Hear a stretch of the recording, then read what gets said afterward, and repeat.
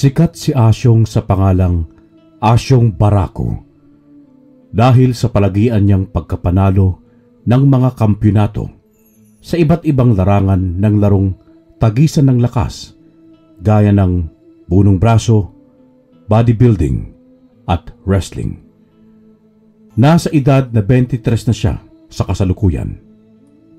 Bukod dun, ay dahil din sa maskulado niyang pangangatawan na pinaghirapan niyang makamit ng ilang taong matyaga niyang pag-ehersisyo. Madalas niyang naiuuwi ang mga tropeyo sa iba't ibang panig ng bansa kapag sumasali siya sa mga palaro.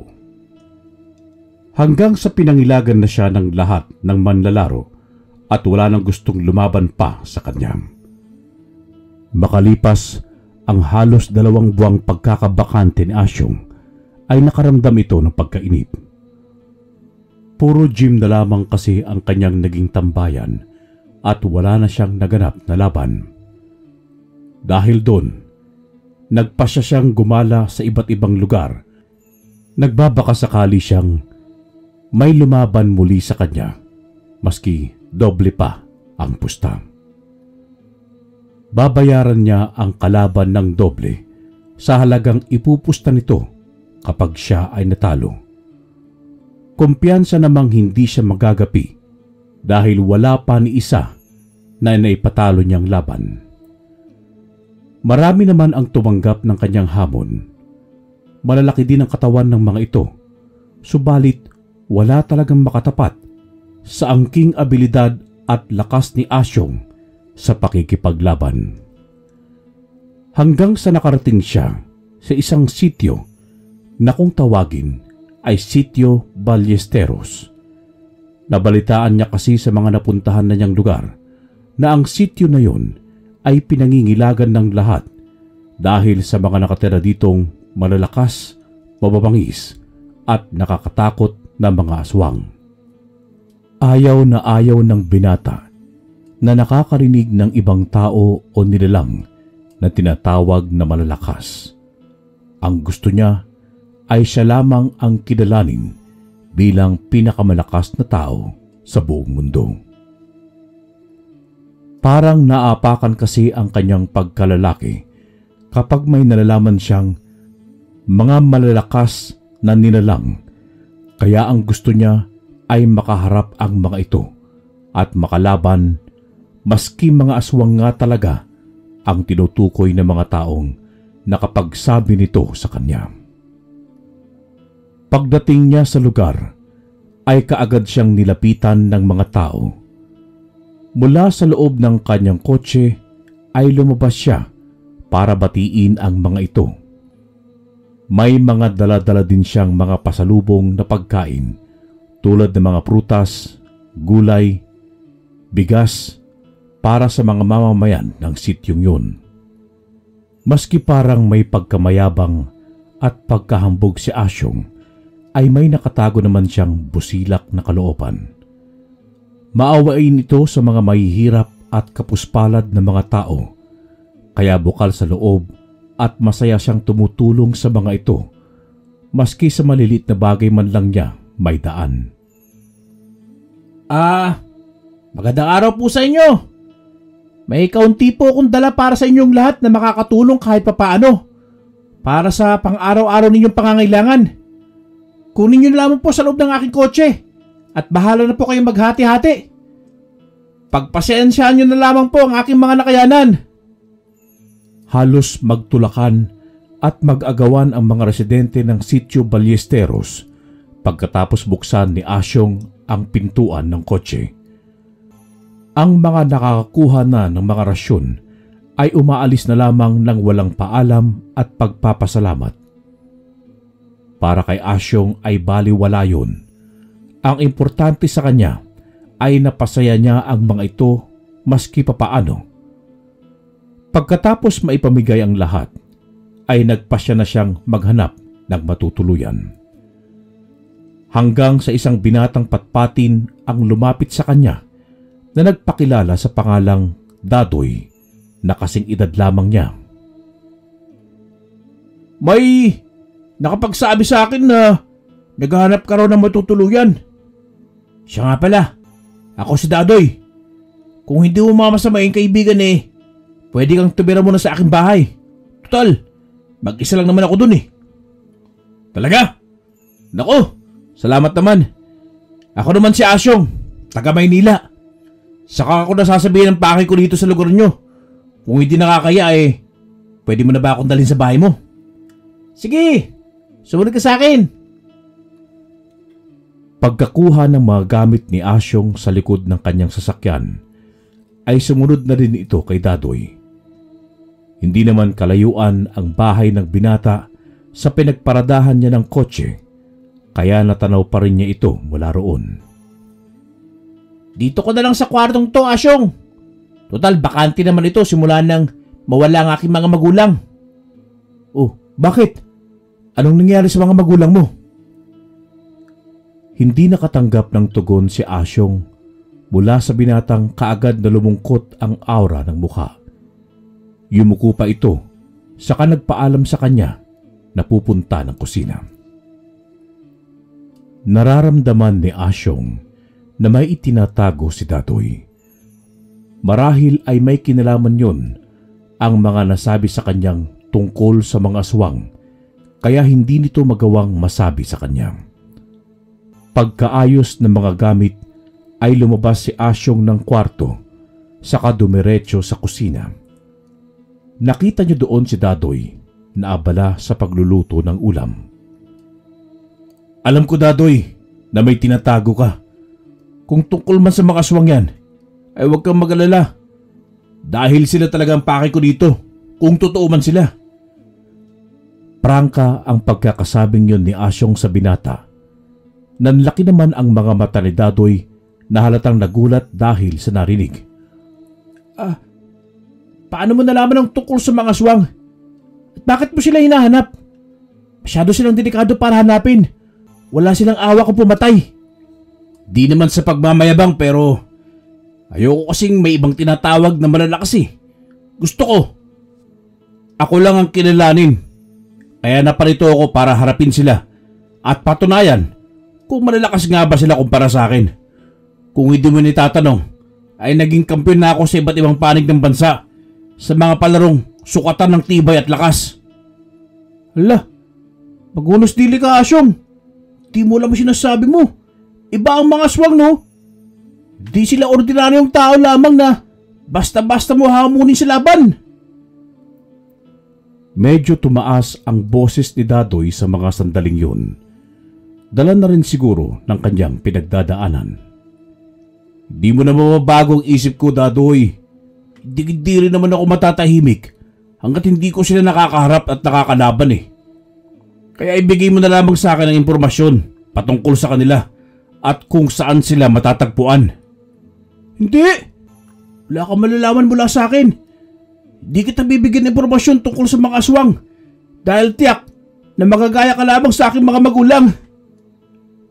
Pailing-iling habang bumubuhos ang mga luha ni Dadoy sa kanyang mga mata. Hindi na niya napigilan ang emosyon dahil sa kulungkutan nang maalala niya ang kalunos-lunos na sinapit ng kanyang mga magulang sa kamay ng mga aswang. Hindi kita pipilitin kung ayaw mong sabihin ng mga nalalaman mo, Dadoy. Pero ayon sa aking pag-obserba sa'yo, ay nasaksihan mo ang mga nangyaring masama sa iyong ama at ina. Kaya dapat lang na gumawa ka ng hakbang para mabigyan sila ng hustisya. Natapos ang komprontahan ng dalawa dahil sa mga taong nagkakagulo sa labas. Lumabas ng bahay si Asyong saka nagtanong sa isang lalaki na tumigil sa pagtakbo. Bakit? Anong nangyayari at nagkakagulo kayo? Sinagot naman siya ng lalaki. Ayon dito ay may isang lalaking lango sa alak na nag-aamok sa pinag-inuman niyang tindahan. Lahat ng mga taong dumaraan doon ay winawasiwasan niya ng dalang palakol. Napailing ang binata. Ang inaakala niyang tungkol na yun sa mga aswang ay nagkamali pala siya. Kaagad niyang pinuntahan ang tinutukoy na nag-aamok. Pagdating niya sa tindahan, ay abala pa rin sa pagwawala ang lalaking halos kasing katawan lamang niya. Pinulyawan niya ito, kaya napalingon ang lalaki sa kanyang kinaroroonan. Marahas siyang nilapitan nito habang hila-hila ang palakol. "Hoy! Kung may problema ka, huwag ka mandama ng ibang tao! Baka gusto mong makatikim na isang suntok eh!" Hindi pinakinggan ng lasing na lalaki si Asyong. Patuloy pa rin ito sa paglapit sa binata. Nang akma niyang isisibak sa kanya ang hawak na palakol, ay mabilis niya itong sinapak sa muka. Bulagta ang lalaki na kaagad nawalan ng malay. Tumalikod naman si Asyong, saka naglakad tila walang nangyari. Napanganga naman ang mga taong nakasaksi sa lahat ng mga kaganapan habang inihahatid ng mga ito ng tingin ang binatang paalis na sa lugar. Pagkabalik niya sa bahay, ay tapos na ring magluto si Dadoy, kaya naman niyaya na siya nitong kumain ng hapunan. Hindi naman tumanggi ang binata dahil kanina pa kumakalam ang kanyang sikmura at nakakaramdam ng gutom. Tinolang manok na native ang nilutong ulam ni Dadoy na sakto namang paborito ni Asyong, kaya naparami ito ng kain. Ibang-iba pa rin talaga lasa ng pagkain ng mga taga-probinsya. Iba yung sarap at linamnam kaysa sa pagkain sa mga mamahaling restaurant sa syudad. Kaya minsan, mas gusto kong kumain sa mga turo-turo eh. Natural kasi ang mga sangkap namin dito at walang masyadong inihahalong pampalasa. Mas masustansya pa dahil sariwa ang mga gulay na inaani lang namin sa aming mga bakuran kapag lulutuin na. Dadoy, Tol, pasensya ka na sa akin kanina ha. Hindi ko sinasadyang masabi mga yun sa'yo. Ayos lang yun. Ano ka ba? Pero alam mo Asyong, may punto ka. Tinamaan ako sa mga sinabi mo kanina. Dapat lang talaga na bigyan ko ng hustisya ang pagkamatay ng aking mga magulang. Wala man akong sapat na lakas ng loob para harapin ang mga aswang na pumatay sa kanila. Pero pwede naman akong gumawa ng ibang paraan para malipol sila. Asyong, ibibigay ko na impormasyon na gusto mong malaman. Natuwa si Asyong sa narinig. Napahawak pa siya sa balikat ni Dadoy habang nakangiti itong nakatingin sa binata. Inumpisahan namang ilahad ni Dadoy ang mga nalalaman tungkol sa mga aswang, pero inuna muna niyang ikinuwento kung paano namatay ang kanyang mga magulang. Sinabi ni Dadoy na magkakasama silang tatlo ng kanyang ama at ina habang naliligo sa isang sapa sa gubat. Nagpaalam ang kanyang ama na magbabawas dahil biglang kumulo ang tiyan. Subalit, pagkalipas ng ilang minuto, ay narinig nilang sumisigaw ang kanyang ama. Sa likuran nito ay may mga aswang na humahabol dito. Nang maabutan ay kitang-kita nila ng kanyang ina kung paano lapain at paggutay-gutayin ang katawan ng kanyang ama. At dahil sa awa, ay sinubukang saklolohan ito ng kanyang ina.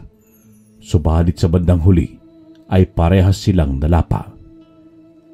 Siya naman ay lumangoy papunta sa kabilang pampang at pagdating doon ay kumaripas siya ng takbo pabalik sa kanilang sityo habang humahagulgol sa pag-iyak. Ibinalita niya ito sa kanyang mga kapitbahay, kaya kaagad na sumaklolo ang mga ito. Subalit, ang nadatnan na lamang nila ay ang mga gutay-gutay na damit ng mag-asawa na may mga mantsa ng kanilang dugo. Tatlo ang kinikilalang lider ng mga aswang na nakatira sa kagubatan. Ang una ay ang panganay sa kanila na nagkukuta sa bandang kaliwa ng gubat. Siya si Aldo. Ang pangalawa naman ay si Lito. na nasa kanang bahagi ng gubat nakatira. At ang bunsong si Fernan, nasa pinakapusod ng gubat siya naninirahan. May kanya-kanya silang tauhan na kanilang mga nayanggaw, kaya hindi sila basta-basta malalapitan. Asyong, sinabi ko ito sa'yo, hindi para ipahamak ka. Kung hindi, gusto ko nang mawakasan ang kanilang kasamaan at mawala na ang takot sa aming lugar. Sana'y mag-iingat ka sa iyong mga gagawin. Salamat sa mga impormasyon, Dadoy. Tatanawin ko itong malaking utang na loob. Hayaan mo. Sisikapin kong makauwi ng ligtas at mabigyan ng hustisya ang pagkamatay ng iyong mga magulang. Kunin mo ito. Bigay sa akin isa kong kaibigang mangingisda nang minsan magkita kami. Nabalitaan niya kasi nangyari sa aking mga magulang, kaya ibinigay niya sa akin ang sandatang yan. Ano to? Bukang ngipin ah. Tama ka, Asyong. Isa yung ngipin ng dambuhalang buhaya, nililok bilang isang maliit na punyal. Ano naman ang paggagamitan ko nito? Kamao ko lang, sapat na para makapatay ng isang aswang. Inuulit ko, tol. Hindi basta-basta ang mga makakalaban mo. Kaya wag mo sila nilalang lamang. Saka mabisa ang punyal na yan para pamuksa sa mga aswang na iyong makakalaban. Hindi na lang umimik at tumango na lamang si Asyong, saka nagpasalamat kay Dadoy. Ang punyal na hawak ay iniligay niya sa kanyang tagiliran. Parang nangangati tuloy ang palad ni Asyong sa mga sandaling yun. Nananabik na siyang makaharap ang mga nilalang na kinakatakutan ng mga taga-sityo Ballesteros na kumakain umano ng sariwang karne at lamang loob ng isang tao. Kaya nagpasya siyang bukas na bukas din ay uumpisan na niyang pasukin ang gubat. Balak niyang unahin na puntahan ang pinakabunsong si Fernan sa tatlong magkakapatid na pawang mga aswang na tinukoy sa kanya ni Dadoy. Pagkatapos ay isusunod niya ang pangalawa na si Lito at ang panganin naman ang panghuli niyang kakaharapin na si Aldo. Hindi siya masyadong makatulog pagsapit ng gabi dahil sa kakaisip. Walang ibang tumatakbo sa kanyang isipan kung hindi ang mga aswang na hindi niya maisip kung ano ba ang itsura ng mga ito. Hanggang sa sumapit na nga ang umaga.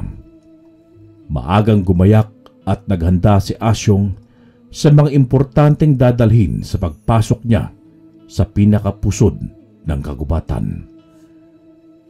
Pero bago siya nag-umpisang maglakbay, ay nag-almusal muna sila ni Dadoy na sinadyang ipagluto siya ng binata. Asyong, mag-iingat ka ha. Ipagdarasal ko ang iyong kaligtasan. Naway, gabayan ka ng Diyos. Salamat, tol ha. O paano? Batsi na ako. Bakas sa mukha ni Asyong ang kaligayahan.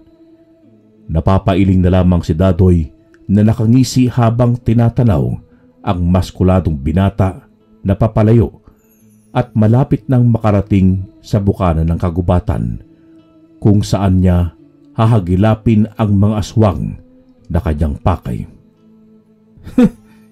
Loko-loko rin ang isang to ah. Parang ang saya-saya pa niya na makakaharap ang mga aswang. Samantalang ang buong mamamayan ng Sitio Ballesteros takot kami sa mga ito. Ibang klase ding mag-isip itong si Asyong. Nakakabilib din ang katapangan niya. Tahimik naman ang unang pasok ni Asyong sa paligid. Gaya ng turo sa kanya ni Dadoy, ay babagtasin at sundan lamang niya ang makipot na lupa na walang damo at dadalhin siya nito sa pinakapusod ng kagubatan. Kapag nakarating na siya sa sapa kung saan pinaslang ang mga magulang ni Dadoy, ay dumiretso lamang ito at mula doon, wala pang 15 minuto ang kanyang lalakarin at makikita na niya ang tribo ng mga aswang na pangkat ni Fernan. Walang Jo. Bakit tila ata kinakabahan ako? Abay, unang beses kong magkaganito ah. Bullshit naman oh. Kung kailan pa nandito na, saka ka pa dadagain sa dibdib. Relax lang, Asyong. Ipakita mong ikaw ang pinakamalakas sa lahat at hindi ang mga aswang na yan ang magpapabahag ng iyong buntot. Nakarating na rin sa wakas si Asyong sa bungad ng isang tribo. Sigurado siyang ito na ang lugar ng mga aswang na kanyang pakay dahil sa mga nakasabit na bungo sa mga nakatayong kawayan sa paligid. Mas lalo pa siyang pumasok hanggang sa marating niya ang mga taong mapupula ang mga mukha habang nakaupo sa mahabang upuang kahoy at nasa harapan ng mahabang lamesa na tila may pulong na nagaganap. Sa unahan ng mga ito ay may isang lalaki na medyo mas bata sa kanya, pero kagaya namang kasama nito ay mapula din ang kutis. Naku, mukhang namali pa yata ako nung napuntahan ah. Mawalang galang na sa inyo mga kaibigan. Kung maaari, magtatanong sana ako sa inyo tungkol sa mga aswang. Alam niyo ba kung saan sila nakatira? Walang sumagot sa mga ito. Bagkus tiningnan lamang siya ng masama, lalo na ang binatang lalaki na tila tumatayong leader ng grupo. Mga bingi pa yata to. Inuulit ko mga kaibigan. Hinahanap ko ang mga aswang dahil gusto kong patunayan kung malalakas nga ba sila o hindi. Gusto ko sukatin ang kanilang kakayahan sa pakikipaglaban. Ang lakas ng loob mong pasukin ang aming teritoryo at hamunin sa isang laban. Estranghero, sawa ka namang mabuhay at ikaw na mismo ang nagdala sa iyong sarili sa tiyak na kapahamakan. Ang mga aswang na hinahanap mo ay nasa iyo ng harapan. Kayo? Mukha naman kayong mga lampas sa mga tsura nyo eh. Huwag nyo nga ako pinagluloko ha, binata. Kutusan kita na yan eh. Natawa naman si Fernan bago sumagot. Hayaan mong ipakilala ko ang aking sarili bago ka namin katayin. Ako si Fernan, tumatayong leader ng grupong ito. Kami ang mga aswang dito sa pinakapusod ng gubat. Ikaw yung nabanggit sa akin na bunso sa magkakapatid na pinuno ng mga aswang. Baka mahina ka naman. Gusto mo ba ng kasunduan? Anong kasunduan? Sinabi ni Asyong ang kanyang naiisip na kasunduan. Sinabi niyang maglaban silang dalawa at kung sino ang mananalo ay makakatanggap ng pabuya. Ang tinutukoy niyang pabuya o pusta ay kapag natalo siya sa isang laban ay kusa niyang ibibigay ang kanyang sarili bilang kanilang mga hapunan. Pero kung siya naman ang mananalo ay lilisanin nila ang kagubatan at lilipat ng ibang lugar para hindi na sila mambibiktima pa ng mga inosenteng tao. Pinagtawanan lamang siya ni Fernan, 10 ng kanyang mga tauhan. Sinabi pa ng binatang leader na bakit siya susunod sa sinasabi nitong kasunduan kung pwede naman siyang kainin ng mga ito ng sapilitan. Ibig mong sabihin wala ka palang kakayang pamunuan ng isang grupo kung wala kang lakas ng loob para tumanggap ng hamon mula sa isang normal lamang na taong katulad ko. Duwag at mahina pala ang kinikilala nilang leader eh. Huwag mo ko sabihang duwag at mahina. Kaya kung tagapin ang iyong hamon, lintik ka! Uwe, hindi nga. Sige nga, kung matapang ka. Nang maramdamang epektibo ang pangaasar ni Asyong kay Fernan, ay mas lalo pa niya itong ininis hanggang sa pumayag din ito sa huli. Kaagad silang naghanap ng magandang pwesto na pagdadausan ng kanilang paglalaban. Mabilis naman silang nakakita. Sadali! Umaasa ako na hindi kayo traidor na makipaglaban at ang labanang ito ay sa ating dalawa lamang at walang dadamay na iba. Inutusan at pinagsabihan ni Fernan ang mga kauri niyang aswang na huwag makialam sa laban dahil karangalan at pagkalalaki niya ang nakataya rito. Ayaw niyang matawag na duwag at traidor kung sakali dahil alam niya at malaki ang tiwala sa sarili na mananalo siya sa labanang magaganap. Pumalibot ang mga aswang sa kanilang dalawa. Tahimik nanood ang mga ito habang sina Fernan at Asyong ay nag-umpisa kaagad na atakihin ang isa't isa. Parang normal lang naman para kay Asyong ang mga galawan ng isang aswang. Wala itong pinagkaiba sa lakas at bilis ng kanyang mga nakakalaban sa mga palaro na kanyang sinalihan. Siya pa nga ang unang nakatama sa kanilang dalawa. Dahil sa pisikal na lakas ni Asyong ay napasubsob ang binatang aswang sa lupa, pero kaagad din itong nakatayo. Grabe! Ang tigas ng mukha mo! Para ako sumuntok sa bakal, buisit! Nang makatayo ang aswang, ay muli silang nagpalitan ng mga pag-atake hanggang sa natsambahan ni Fernan na makalmot sa braso ang binatang maskulado. Hindi naman yon ininda ni Asyong dahil para sa kanya ay kaunting galos lamang yun, kaya nagpatuloy pa rin siya sa pagpapakawala ng kanyang mga kamao hanggang sa bumulagtang muli si Fernan sa lupa. Hindi na ito nakatayo pa dahil sa labis na pagkahilo, kaya idineklarang si Asyong ang nanalo sa laban. Naramdaman niya ang pagngingit-ngit ng mga aswang na nakapalibot sa kanya na dahan-dahan siyang nilapitan. Naloko na! Sinasabi ko na nga ba eh! Pasikip ng pasikip ang pagitan niya sa mga ito hanggang sa tuluyan na siyang na-corner. Kaya wala na siyang ibang pagpipilian pa kung hindi ang lumaban.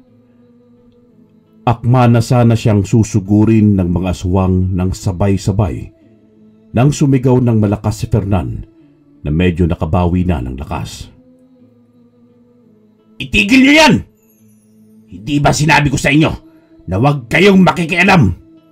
Mga aswang tayo, pero ipakita rin natin sa mga tao na may palabra de honor tayo. Kung iginagalang nyo pa rin ako bilang leader ninyo, ay makinig kayo sa akin. Pero kung hindi na, ay isabay nyo na lamang akong patayin kung papatayin nyo na lang din ang lalaking yan. Napayuko ang mga aswang. Naglakad ang mga ito palayo kay Asyong. Nakahinga naman ng maluwag ang binata. Salamat, Fernan. Tunay ngang isa kang magandang ehemplong leader sa iyong mga kauri. Dapat napabarisan ng lahat ng mga aswang ang iyong prinsipyo sa buhay. Ako nga pala si Asyong. Asyong Barako. May isang salita din kami mga aswang, Asyong. Ito ang pakakatandaan mo. Malayo ang ugali ng mga kapatid ko sa akin. Si Kuya Lito ay may katusuhan, pero kung makuha mo rin ang kanyang tiwala, ay siguradong makakasundo mo din siya. Subalit sa pangalan sa amin na si Kuya Aldo, lubos ka mag-iingat dahil mas kami ni Kuya Lito ay ilag sa kanya dahil sa masama niyang ugali. Isa pa, kailangan mong magmadali dahil sa naidulot kong kalmot sa iyong braso. May lason ng aming mga kuko, kaya kailangan mong mabigyan ng paunang lunas ng isang magaling na albularyo. Salamat, Fernan, sa ibinigay mong impormasyon. Tungkol naman sa sugat ko sa braso, ay huwag kang mag-alala dahil para sa akin ay galos lamang ito at malayo sa bituka. Hindi ko sinasabi ang lahat ng ito sa'yo para ipagkanulo ko ang aking mga kapatid. Kung hindi binabantaan kita sa binabalak mong pagpunta sa kanila, na kung maaari ay huwag ka nang tumuloy pa. Paalala ulit, kaibigan, huwag unahin ng kayabangan. Tandaan mo, may lason ng aming mga kuko. Muling nagpasalamat si Asyong bago niya pinulot ang makagamit sa pinag-iwanan nito, saka siya umalis. Ligtas naman siyang pinayagan ng mga aswang. Nasa kalagitnaan na si Asyong nang nilalakad nang makaramdam siya ng pangingirot sa kanyang sugat. Tinignan niya ito at hindi siya makapaniwala sa nakita. Lumaki at namaga ang kaninay kalmot labang. Mabilis ang pagkalat ng lason sa kanyang katawan, kaya nakaramdam siya ng panghihina. Mabuti na lamang at nakalabas pa siya sa gubat bago siya ladating. Natanaw naman siya ni Dadoy na kanina pa naghihintay sa kanya. Dala ng pag-aalala, nagtawag ng mga kalalakihan si Dadoy para saklolohan ang binatang dayo. Kaya bago nawalan ng malay si Asyong ay nasalo na siya ng mga ito. Nagising siyang nakahiga sa kama. May tali na puting tela ang kanyang nasugatang braso. Sa labas ay nakita niya si Dadoy na may kausap na matandang lalaki na may nakataling panyong itim sa ulo.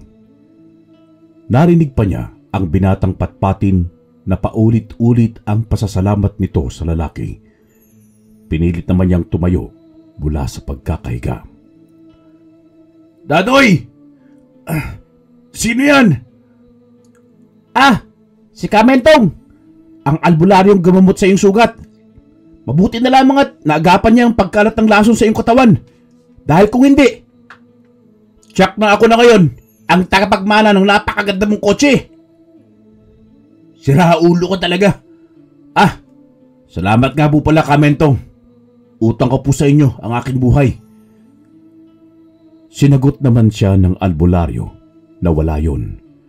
Dagdag pa niya na kasiyahan niya ang makapagpagaling ng mga taong nangangailangan ng kanyang tulong, lalo pa kung mga aswang ang sangkot. Pagkatapos magpasalamatan, ay nagpaalam na si Kamentong dahil marami pa siyang pasyente na dapat asikasuhin. Bumalik naman si Asyong sa kanyang higaan. Hindi pa kasi nanunumbalik ng tuluyan ang kanyang lakas at nanginginig pa ang kanyang mga kalamnan. Muli siyang nakatulog. Nakatingin naman sa kanya si Dadoy na nakatayo sa labas ng kwarto. May gumuhit ng ngiti sa labi ng payat na binata.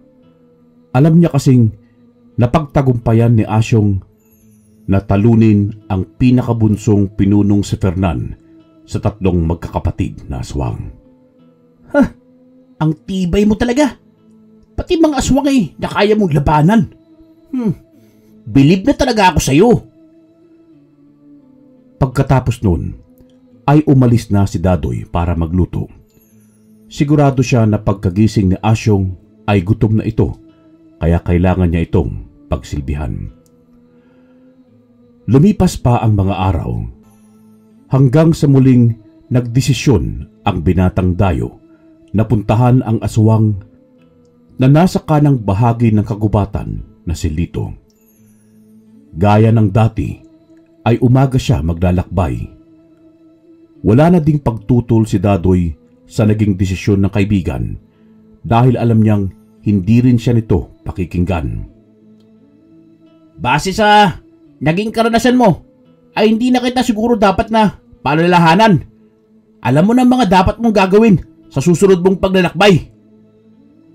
Tama ka, Dadoy. Unti-unti akong natututo sa realidad ng buhay. Hindi ng lakas at tapang ang dapat na gamitin sa pakikipaglaban, lalo na sa mga aswang. Kailangan din ng talas ng pag-iisip at diskarte para hindi mapahamak. O siya, tol, aalis na ako. Sa puntong yun, ay inihatid na ni Dadoy si Asyong sa bukanan ng gubat kasama ang ibang residente ng Sierra Madre. Natuwa naman ang kalooban ng binatang dayo dahil ramdam niya ang suporta ng mga ito sa kanya sa pagpasok sa gubat. Tinahak niya ang direksyon sa kanan. Binaybay niya ang makipot na iskinita na kung isa sa larawan ay hindi basta-basta makakadaan dahil sa mga masukal na baging at halaman na tumatakip dito.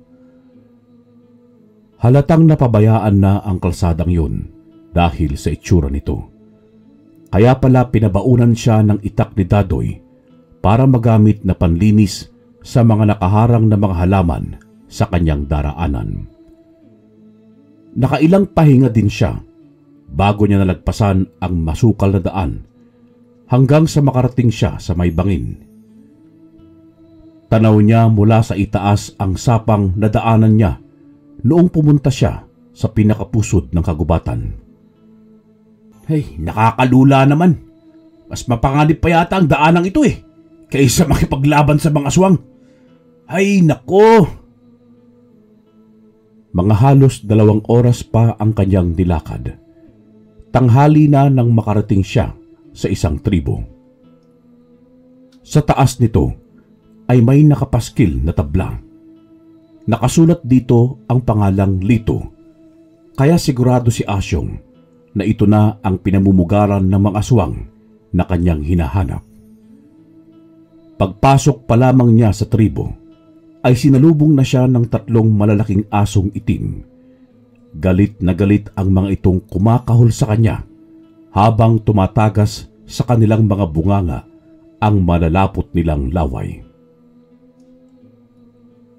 Hindi na nagpatumpik-tumpik pa ang isa sa mga asong itim. Kaagad nitong sinugod si Asyong. Mabuti na lamang at alisto ang binata dahil mabilis niyang nahawakan ito sa leeg. Iniangat niya ito sa ere, saka sinakal ng mahigpit, pagkatapos ay ibinalibag niya ng malakas sa lupa. Kaagad na binawian ng buhay ang asong itim na unti-unting nagpalit ng anyo bilang isang anyong tao na nakahandusay sa lupa.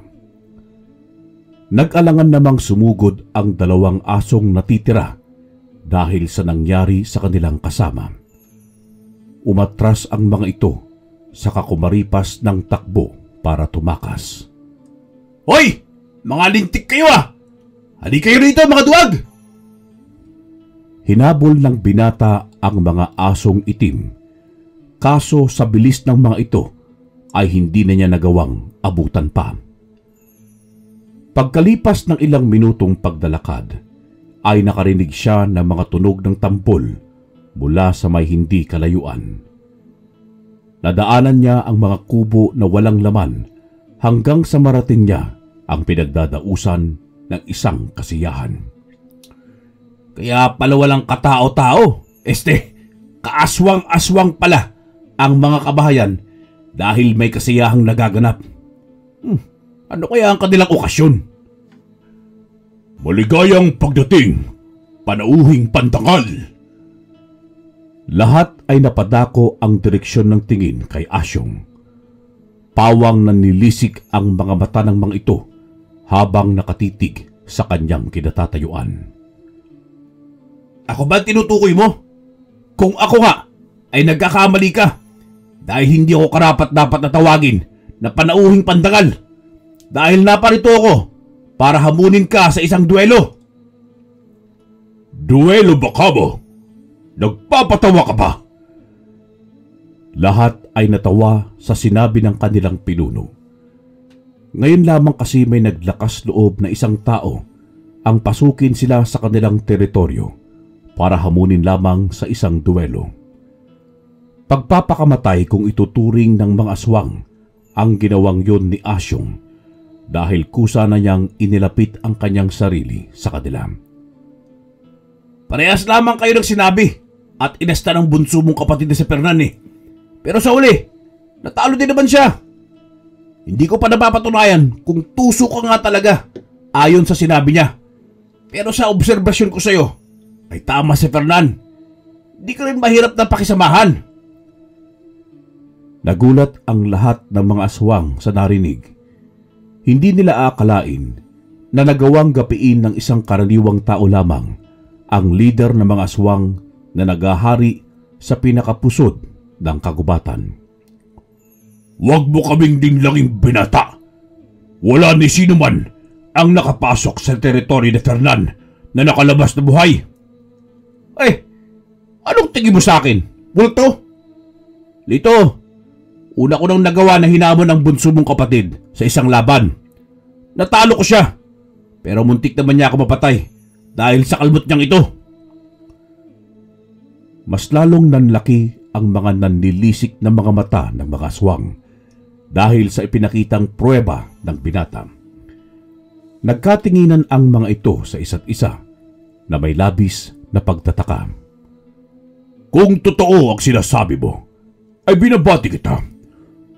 Pero hindi yun sapat na dahilan para tanggapin ko ang iyong paghabon. Mukhang kabastusan naman sa akin bilang isang pinuno na lumaban sa mababang uri ng nilalang na kagaya mong isang hamak na tao labang. Kung gusto mo akong makaharap sa laban, ay dapat mo munang malagpasan ang 5 pinakamalalakas kong mga tauhan. Nako! Maski sino pang iharap mo, ay malugod kong tinatanggap ang hamon. Makaharap lamang kita lito. Tawagin mo na lamang akong Asyong Barako! Gumilid ang lahat ng mga aswang. Umupo ang mga ito, saka hinintay ang paglabas ng unang aswang na pambato ni Lito sa pakikipaglaban. Isang malaking nilalang na mas matangkad sa dayong binata ang lumabas. Mas malaki din ang pangatawan nito. May mahabang kuko at matutulis na mga pangil. Umpisahan na ang labanan! Naging maingat na si Asyong sa pagkakataong yun. Hindi siya dapat masugatan ng kanilang mga kuko dahil pwedeng maging mitsa yun ng kanyang kamatayan. Masayang nanonood si Lito habang nakaupo siya sa kanyang trono. Sigurado kasi siyang lamang ang kanyang pambato sa laban. Ngunit naputol ang kanyang matatamis na paggiti nang dumapo ang kamao ni Asyong Barako sa panga ng maskuladong aswang na naging sanhi ng kaagaran nitong pagkamatay. Nag-utos si Lito ng kanyang mga tauhan na bitbitin ang bangkay ng nauna niyang isinalang na pambato. Sa kanya tinawag ang pangalawa. Isang mabalahibong nilalang ang dumating. Malaki din ang pangangatawan at mas mabangis ang itsura. Tanging pagsingasing lamang ang nagagawa at hindi nakakapagsalita. Kapag nakakakita ito ng isang tao, ay kaagad na nagwawala dahil sa gutom. Kaya nang makita niya si Asyong, ay ura-urada itong sumugod. Hindi na ito nakapaghintay pa ng utos ng kinikilalang among si Lito dahil sa labis na kagutuman. Bah! Ibang klase isang to ah! Susugod kung kailang gugustuhin. Tingnan nga natin ang lakas mo! Iba ang estilo ng pakikipaglaban ang ginamit ni Asyong sa nilalang na yun. Tipong pang-wrestling ang kanyang naging galawan. Nang makahanap ng magandang tiyempo, ay pumaikot ang binata papunta sa likuran ng kalaban. Sa kanya ito niyakap sa baywang. Itinaas niya yun ng mataas. Sa kanya buong lakas na ibinagsak sa lupa ng patiwarik ang kanyang likuran, na dahilan para mabalian ito ng liig at bawian ng buhay. Muling kinaladkad ang bangkay ng pangalawang pambato ni Lito. Ang pangatlo niyang pinalabas ay ang tiktik na may lahing manananggal. May kakayahan itong lumipad sa ere gamit ang mga itim na pakpak at kaya din niyang gamitin ang matulis niyang dila bilang sandata. Sa utos ni Lito ay muling nakipagsalpukan si Asyong sa pang-ikatlo niyang kalaban. Sa pagkakataong yun ay ginamit na niya ang kutsilyong gawa sa ngipin ng dambuhalang buwaya. Lakas at talas ng isipan ang pinapagana niya sa ikatlo niyang laban. Nahirapan kasi siyang sundan ang kilos ng tiktik na manananggal na hindi bumababa sa lupa. Mabilis itong umikot-ikot. Pagkatapos ay bigla na lamang susugod. Mabuti na lamang at nagagawa pa ding ilagan ni Asyong ang mga pag-atake nito. Subalit habang tumatagal ay nararamdaman ng binata na bahagyang bumabagal ang paglipad ng kanyang katunggali dahil nasasabayan na niya ito ng tingin habang ito ay lumilipad. Kaunting tiyaga pa sa paghihintay. Tapos ka sa akin, buwisit ka! Magandang pagkakataon ang pinakihintay na sandali ni Asyong para tapusin ang laban hanggang sa dumating na ang kanyang inaasam. Sa muling pag-atake ng tiktik na manananggal, ay doon na niya isinagawa ang kanina pang pinaplano. Inihagis niya ang hawak na kutsilyo sa papasugod na nilalang at dahil sa mabilis na pagbulusok nito ay hindi na niya nagawang makailag pa. Sapul siya sa noo kaya binawian agad ito ng buhay. Nanggagalaitin na sa galit si Lito ng makasandaling yun, kaya ang pang-apat at pang-lima niyang pambato ay sabay na niyang pinalabas. Ngayon, subukan mo ang bangis at lakas ng aking mga huling pambato. Tingnan natin kung makaligtas ka pa sa pinagsamang puwersa ng isang harimudon at bangkilan. Sige lang, palabasin mo lang. Wala akong pake. Malapit na kitang makarap dito. Ikaw lang talaga ang hangad kong makalaban, hindi ang mga insekto mo. Kung ganon, sige. Kapag nalalo ka sa huling pagsubok, ay ako nang susunod mo makakalaban. Harimudon at bangkilan, labas! Sabay na lumabas ang isang matipunong lalaki at maladyosang ganda ng isang babae. Napalunok naman ng laway si Asyong dahil hindi niya naiwasan ang humanga sa dalagang bangkilan. Para lamang simpleng magkasintahan ang mga susunod niyang makakalaban dahil napakaamo ng mukha ng mga ito at hindi makikitaan ng bahid ng pag-aaswang ang kanilang itsura. Matamis muna ang ipinukol ng ngiti ng mga ito sa binata. Nakakatakot ang kanilang pagiging maamo. Hindi tuloy alam kung anong abilidad ang meron sa mga ito. Hanggang sa ipakita na ng dalawa ang tunay nilang wangis bilang mga aswang. Wala naman silang pagkakaiba sa itsura ng mga nakasagupa na ni Asyong, pero iba ang presensya ng mga ito pagdating sa binata. Wala din silang matatalas na kuko, tanging mga matutulis na pangil lamang ang kanilang matalas na sandata. Agad na inihanda ni Asyong ang sarili dahil umatake na ang mga ito sa kanya ng sabay. Napakabilis ng kanilang pagkilos, halos parehas din sila ng binibitawang pag-atake. Animoy nakipaglaban ang binatang dayo sa isang nilalang na totoo ang refleksyon o anino nito. Hanggang sa magkapatid na suntok ang natamo ng binata sa kanyang tiyan. Sapat na ang lakas ng mga kamaong yon para mapabagsak ang binata sa lupa. Ininda niya yon ng husto, kaya namilipit si Asyong sa sakit. Puisit! Napadura ang binata sa lupa na may kasamang dugo. Muli siyang tumayo sa kahinarap ang dalawang aswang. Sa puntong yon ay iba na ang gagamitin niya sa pakikipaglaban. Yung tipong bara-bara at parang away lansangan labang. Siya naman ang naunang sumugod sa lalaking harimudon at babaeng bangkilan. Lahat ng kanyang mga suntok ay may lakas na pwedeng tumapos ng isang buhay. Hindi nagtagal ay napuruhan niya ang harimudon sa tagiliran. Bumagsak ito sa lupa na naglulupasay dahil sa sakit ng pagkabali ng kanyang mga buto. Nagulantang ang dalagang bangkilan pero hindi ito nagpatinag. Sumugod pa rin ito maski nag-iisip, subalit isang suntok ang natamo niya kay Asyong na tumama sa kanyang dibdib sa bandang puso kaya binawian ito ng buhay. Nangingit-ngit naman sa galit ang harimudon kaya maski may pilay ito ay paika-ika siyang sumugod sa binatang dayo pero sa huli ay kasawian lamang din ang kanyang kinahinatnan sa kamay ni Asyong. Paano pa yan?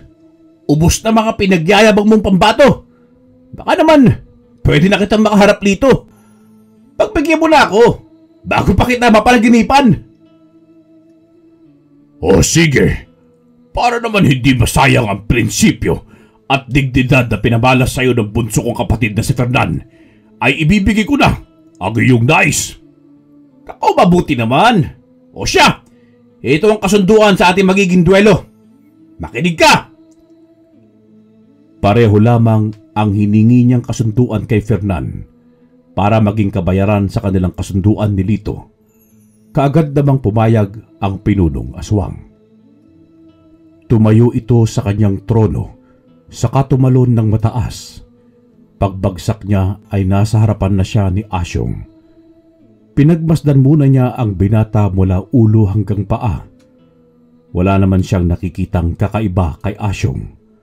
Parehas lang naman ang kanyang obserbasyon at naaamoy kumpara sa mga nakain na nilang laman at dugo ng mga taong kanila nang nabiktima.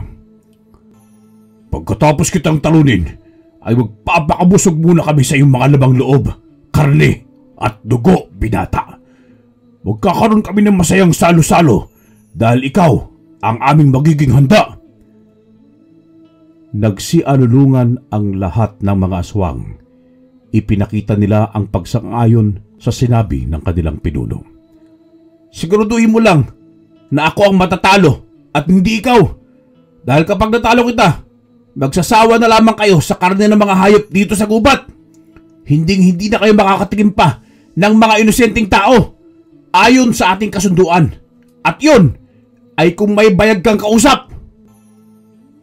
May palabra din ordin ako gaya ni Fernan.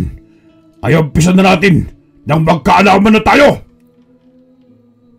Ang matagal na pinakahihintay na mapanood ng lahat ay nangyari na. Mabibilis ang mga pag-ataking pawang nasasangga lamang ng dalawa. Tumagal ang kanilang tagisan ng lakas ng ilang minuto na walang natatamaan. Napansin ni Asyong na mukhang napag-aralan na ni Lito ang mga estilo niya sa pakikipaglaban, kaya nag-isip siya ng paraan para malalo. Mukhang dihado na yata ako sa ating laban dahil siguro napanood mo na Lito at napag-aralan kung paano ako lumaban. Madaya ka rin, no? Inilaban mo muna ako sa iyong mga tauhan para mabisto mo ang aking mga galawan. Matalino ko nga talaga at nahalata mo pa yun. Pero sayang yung talino mo dahil mamaya labang ay magbibistula ka ng isang masarap na pagkain na kahain sa aming harapan. Yun ang akala mo. Sa kauna-unahang pagkakataon ay ginamit niya sa isang aswang ang isang dirty move. Pagwasiwas ni Lito ng kanyang mahabang kuko ay mabilis na yumuko si Asyong kasabay ng kanyang pag-angat at hinawakan niya sa balikat ang aswang. Saka niya ito tinuhod sa bayag, dahilan para manghina ang kalaban. Binuhat ng binata ng dalawa niyang kamay si Lito, saka inangat sa ere. Pagkatapos ay pabalibag niyang ibinagsak sa lupa. Dahil sa masama ang pagkakabagsak, ay nakaramdam si Lito ng matinding sakit mula sa kanyang pilay na nagpawala ng kanyang ulirat. Panandalian lamang yun dahil nagising din siya makaraan lamang ng ilang minuto. Hindi niya matanggap ang kanyang pagkatalo kaya hinanap niya mula sa mga tauhan si Asyong. Nakita naman niya ito na abala sa pagpupush-up. Kung sa tingin mo ay nanalo ka sa laban ay nagkakamali ka. Asyong Barako, ito na ang iyong magiging katapusan. Nagulat ang lahat sa naging desisyon ng kanilang pinuno. Magkagayunman ay kailangan pa rin nilang sundin ang susunod nitong ipag-uutos. Nang akmanang ipapasugod ni Lito ang binatang dayo sa kanyang mga tauhan, ay bigla na lamang silang nakarinig ng isang boses ng lalaki mula sa may hindi kalayuan. Fernan! Kapatid ko! Ako nga, Kuya Lito! Ito ba ang palabra de honor na sinasabi mo? Ang hindi marunong tumupad sa usapan?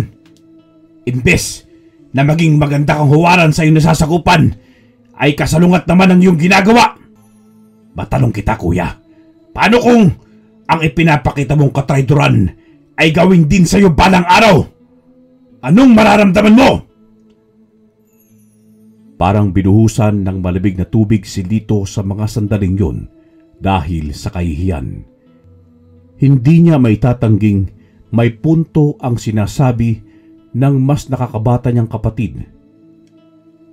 Agad na humingi ng tawad si Lito kay Fernan sa kanyang nasasakupan at lalong-lalo na sa binatang si Asyong. Pagkatapos pagpatawaran, ay sinabi na din ni Fernan ang totoo nitong pakay sa kapatid.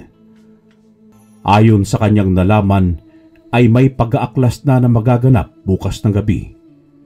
Balak ng kanilang Kuya Aldo na sugurin at sakupin ang kanilang teritoryo.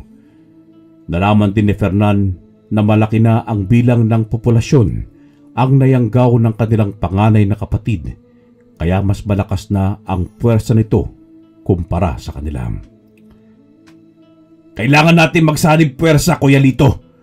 Wala tayong laban kung hindi tayo magtutulungan. Talagang nilaban na ng kasakiman ang ating kapatid na ganid sa kapangyarihan. O sige, pumapayag ako. Kailan mo gustong gawin ang paglusob? Mamayang gabi na din mismo para masorpresa sila. Teka lang pasensya na. Pero pwede bang sumabat? Kung hindi nyo mamasabay pwede ba akong sumama sa inyong lakad? Inaasahan ka naming sasama talaga, Asyong. Maski ganun nakasama si Kuya Aldo, ay kapatid pa rin namin siya at hindi namin siya kayang patayin. Sa'yo namin pagkakatiwala ang bagay na ito. Tama ang kapatid kong bunso, Asyong. Ngayon pa lang nagpapasalamat na kami sa'yo dahil siguradong hindi mo naman kami bibiguin. Pangarap ko din makaharap at makalaban si Aldo, kaya huwag kayong mag-alala. Gagawin ko ang nararapat para matahimik na kayo pare-pareho. Siya nga pala, Lito. Patingin nga ng balakang mo. Lumapit si Lito sa binata. Itinaas niya ang kanyang damit. Kinapa naman niya ni Asyong at nang mahanap niya ang parting napilayan ay bahagya nitong idiniin saka pinalagutok. Bahagya ding nasaktan si Lito sa ginawa ng binata. Pero makaraan lamang ang ilang segundo ay nawala na ang sakit ng tuluyan. Sa muling pagkakataon ay nagpasalamat si Lito kay Asyong. Pagkatapos nilang magplano ng mga gagawin ay nagpasya na silang magpahinga muna at kumain. Mabuti na lamang at may dalang mga dilata ang binata kaya hindi siya natuksong kumain ng sariwang karne na hindi niya malaman kung sa tao ba yun o sa hayop. Mabilis na lumipas ang mga oras hanggang sa tuluyan ng lamunin ng dilim ang paligid. Paglabas ng buwan ay siya ring hudyat para sa umpisa ng kanilang paglalakbay. 2 oras ang itinagal ng kanilang paglalakad.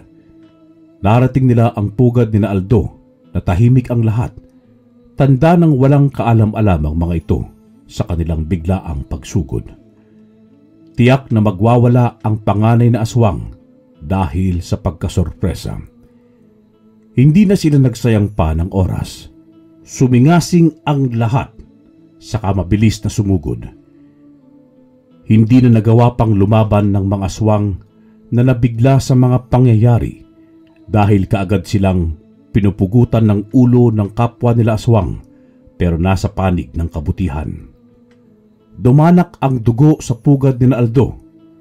Lumabas naman siya mula sa isang kubo na galit na sumisigaw. Wala namang makapagsabi sa kanya kung anong nangyayari, kaya mas lalo siyang nainis sa kanyang sarili. Pagkalipas ng ilang minutong labanan, ay nalipol ang lahat ng aswang na nasasakupan ni Aldo hanggang sa siya na lamang ang natitira, samantalang sa pangkat ni Lito at Fernan ay mangilan-ngilan lamang ang nalagas. dumating na din sa puntong nag-cruise ang landas ng tatlong magkakapatid. Nagpalitan sila ng hinaing sa bawat isa hanggang sa sumingit si Asyong sa kanilang usapan. Hoy, Aldo! Sa akin ka humarap dahil ako ang makakalaban mo. Sa likod ng kasamaan ng ugali mo, hindi ka pa rin magawang saktan ng mga nakababata mong kapatid. Kaya ka pinagkatiwalan na lamang nila sa akin. Tinawanan lamang siya ni Aldo, saka nagsalita rin ng may kayabangan. Pagkatapos nilang magsagutan, ay nagsimula na ang labanan sa pagitan nilang dalawa. Napapailing si Asyong dahil kung ikukumpara si Aldo kina Fernan at Lito ay masyado siyang mahina. Napalingon ito sa dalawang magkapatid. Sabay siyang tinanguan ng mga ito, saka tumalikod. Alam na niya kung ano ang gustong mangyari ng mga ito. Patawad, Aldo! Pero kagustuhan ito ng dalawang mong kapatid.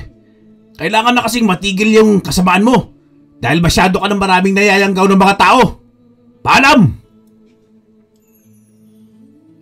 Pagkasabi nun ni Asyong, ay binunot niya ang kutsilyong gawa sa ngipin ng dambuhalang buhaya sa kanyang tagiliran, saka walang pagdadalawang isip na sinaksak niya si Aldo sa leeg. Hindi pa nakontento ang binata at nilaslas pa niya ito sa leeg. Bumagsak sa lupa si Aldo na naglulupasay hanggang sa tuluyan na itong namahinga. Tapos na ang laban. Hinawakan niya sa magkabilaang balikat sina Fernan at Lito nang makalapit siya sa kanilang kinaroroonan. Salamat sa tulong mo, kaibigan. Matatahimik na rin ang aming mga kalooban at mawawala na ang banta ng panganib sa pagkamatay ng aming sakim na kapatid. Naku, wala yun. Ginawa ko lang ang nararapat, saka tapos na din ang aking misyon. At wala na akong dapat na patunayan pa. Mas mahalaga pa rin talaga ang buhay at pagmamahal sa kapwa kaysa sa lakas at kapangyarihan. May halin tulad ako kay Aldo na naging sakim sa katanyagan. Pero dahil sa inyong dalawa, namulat na ako sa katotohanan. O paano? Uwi na tayo? Nagkasundo ang tatlo. Bumilib naman ang bawat nasasakupan ng magkapatid na aswang sa kanilang prinsipyo. Kaya naman, mas lalo nilang iginalang ang mga ito. Makalipas ang 2 araw, ay nagpasya na ding bumalik ng syudad si Asyong. Iniwanan niya si Dadoy ng malaking halaga para makapagpa-check up ito dahil kakaiba ang kanyang kapayatan. Nagpasalamat ng marami si Dadoy dahil sa kabutihan sa kanya ng binatang maskulado. Dahil bukod sa perang ibinigay, ay nabigyan na din niya ng hustisya ang pagkamatay ng kanyang ama at ina. Lulan ang kotse ay nilisan ni Asyong ang Sitio Ballesteros na daladala hindi lamang ang tagumpay sa pakikipaglaban, kung hindi pati na rin ang magandang aral sa buhay na iminulat sa kanya ng magkapatid na aswang na minsan na niyang naging kaaway pero sa huli ay naging matalik niyang mga kaibigan. Wakas.